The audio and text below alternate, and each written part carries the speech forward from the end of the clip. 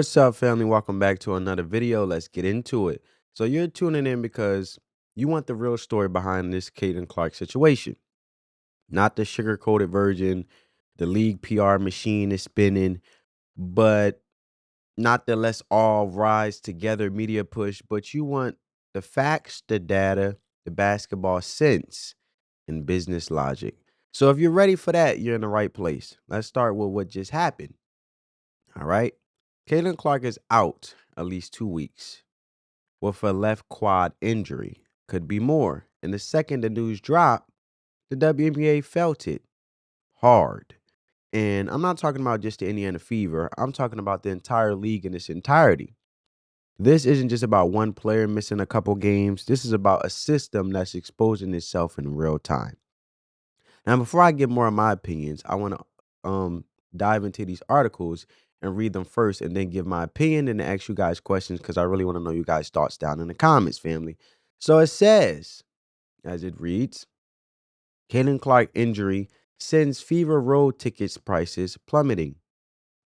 The Caitlin Clark effect has been a net positive for the WNBA in all its teams. But with the star guard expected to miss a minimum of 2 weeks, the league will see the flip side of her impact, and there are already initial data points. The Indiana Fever will play 2 road games during the coming 2-week stretch, both which were moved by their opponents to arenas with a larger capacity. And the ticket prices have drastically dropped for both games since Clark's injury was announced Monday. Wednesday's Fever game versus the Washington Mystics at CVG Bank Arena in Baltimore has a get-in price of $22, down 47% from the $40 minimum ticket price before the announcement, according to TickPick. CFG Bank Arena holds about 14,000 fans, significantly more than around 4,000 that fit the Care First Arena, the Mystics' usual home. A Mystic spokesperson told Front Office Sports on Monday that the team is not planning to make changes to tickets.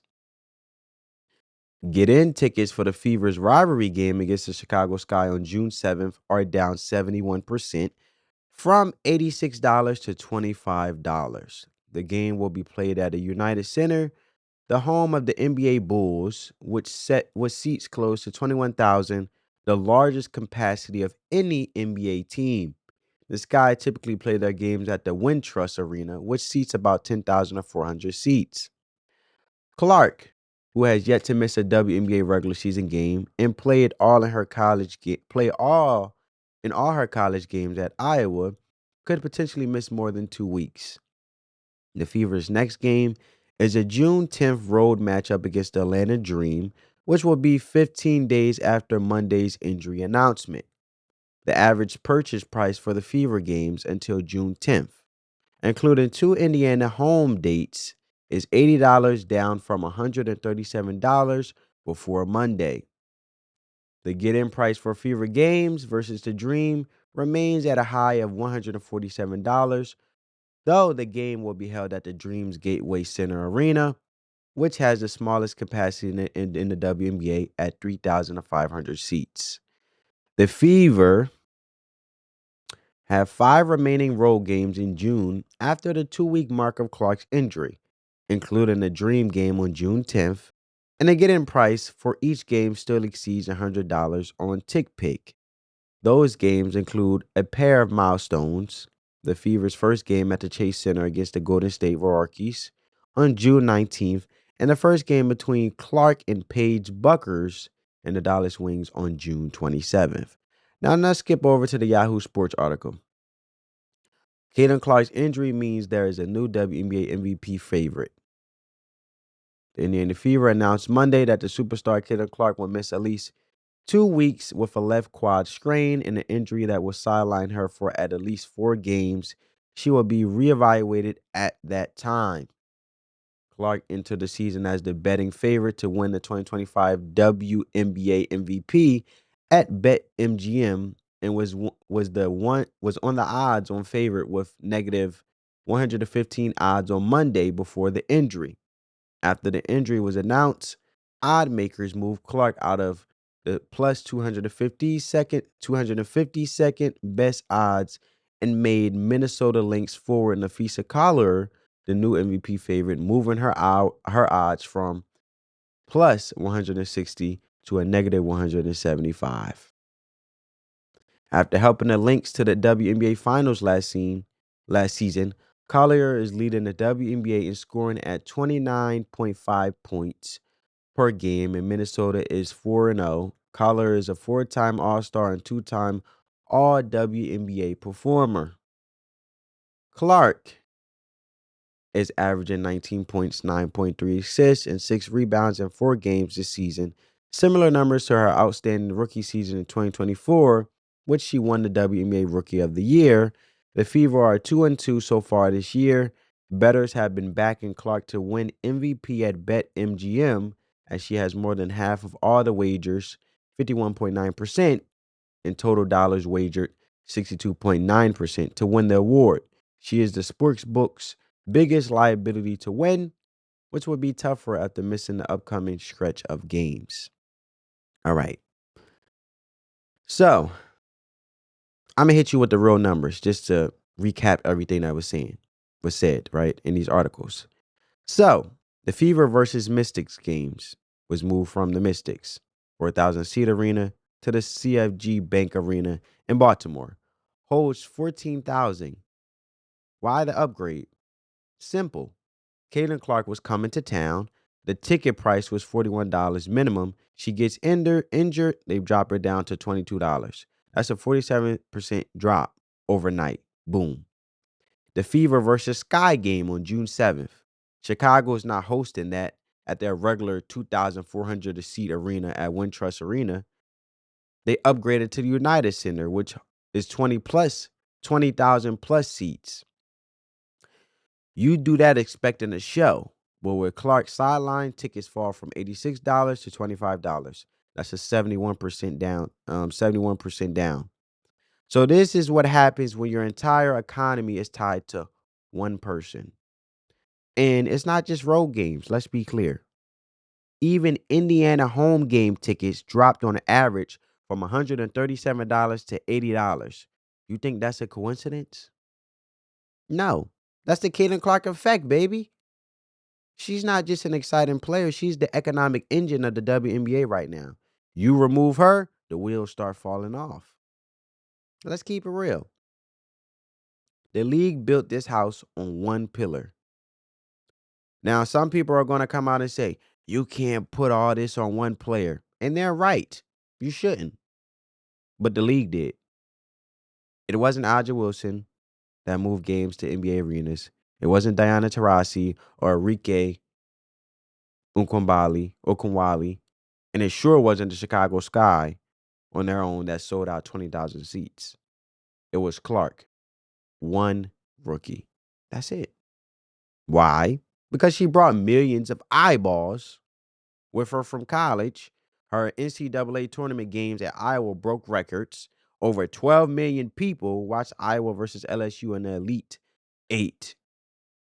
That was more than any NBA game not named the finals last year. She is the reason non-NBA fans started watching NBA games like myself. And that's the type of star power we're talking about, baby. And the league know it. They know it. They marketed it, crashed in on it, and they leaned all the way into it. So now what? She misses a couple games, and the business starts tanking. Let's talk about MVP, all right? Because the MVP odds shift like a seesaw. It shifts. Because this is more than just a stat race. This is marketing leverage. Caitlin Clark was the odds-on favorite to win MVP before the injury. Negative 115 after the injury. She drops to plus 250. That's not a small slide. That's Vegas saying, hold up. We don't even know if she's coming back at 100. Now, Nafisa Collier, she's the front runner. She's balling, no question. 29.5 points per game, undefeated team. But let's be honest, she didn't suddenly become the league's face overnight. What changed was Clark got sidelined and the league needs someone to carry the storyline. Here's the cold truth. In a 40 to 44 game season, you miss 2 or 3 weeks. That's a huge chunk. You don't have time to play catch up. Clark will have to come back and dominate. And I'm talking 30-point games, high efficiency team wins to get back into that MVP race. That's pressure. That's the tight window you're working with in this league. The league is already on thin ice, real talk, from a business perspective. And let's talk business because all this hype doesn't change the facts. The WNBA lost 40 million last year. That's the number from their own commissioner and NBA owners who support the W through shared ownership are starting to look at the balance sheet and ask one serious question. What's the point? That's dangerous because Clark's arrival gave the WNBA hope. Hope for a bigger media rights deal, hope for sponsors, hope for finally moving the needle. But now the hope is on the bench with an ice pack on her leg. And don't think overseas leagues aren't watching this. There are reports, not sports, there are reports, and I believe them, that teams in Europe or Asia would throw 10 million to 20 million, 10 to 20 million a year at Clark to come play. And that's not exaggeration, all right? That's reality. That's what happens when you're that valuable. If she ever says, I'm done with this and takes her talents overseas, the WNBA finds out real quick how fragile this thing really is. So let's pivot to some on court knowledge from hoop heads watching this right now.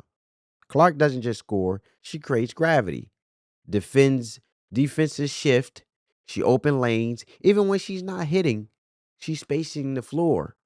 That means more opportunities for teammates. That's not opinion.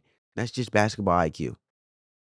You think people are showing up just to see 18-foot bank shots and pick and roll fundamentals? No, they showing up for deep threes, logo pull-ups, transition snipes, and court vision that rivals um, some NBA guards.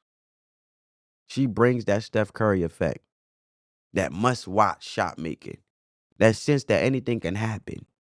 That's not something you teach. It's something you replace with hustle and heart. It's not something you replace it. It's not something you teach, and it's not something you replace with hustle and heart. And when you take that off the floor, offense stalls, interest dips, viewership fades. So she got that Steph Curry shot making effect that anything can happen when Caitlin Clark's on the court, man. You can't teach it. It got to be in you. That's willpower. It's not just skill power at that point. So where do we go from here? The league has two options. One, continue pretending this is a team first, everybody equal moment and risk losing the audience that finally showing up. Or two, start being real. Protect your stars, lean into rivalries, embrace the drama, promote the heck out of all people who actually move product and have great marketability to inspire young ladies and young basketball players that want to join this league to keep it growing so it can be a self-reliant and eventually one day be maybe a cash cow of his own, being able to fund itself. The WNBA doesn't need less Clark. It needs more players that would bring what she brings. But until they show up, the league needs to stop biting the hand that's feeding it. So my final word is the injury didn't just sideline Caitlin Clark. It exposed everything. From the league's fragile business model to its reliance on a single star to move the needle. This isn't about tearing down the W either, family. It's about telling the truth so it can actually build something sustainable here. Because right now, if Caitlin Clark misses more time, or if she ever walks away, the WNBA won't just feel it, it'll collapse. So let me know what you think in the comments. Is Clark the MVP, even if she misses a few weeks? Can the WNBA survive without her? Is the league finally ready to face the facts and build a future that doesn't rest on players' back? Hit the like button, smash the subscribe button, and I'll see you in the next one for more real talk when it comes to sports. And spread that peace, love, and positivity, family. As always, stay smart, stay sharp, spread the peace. On that note, family, as always, peace.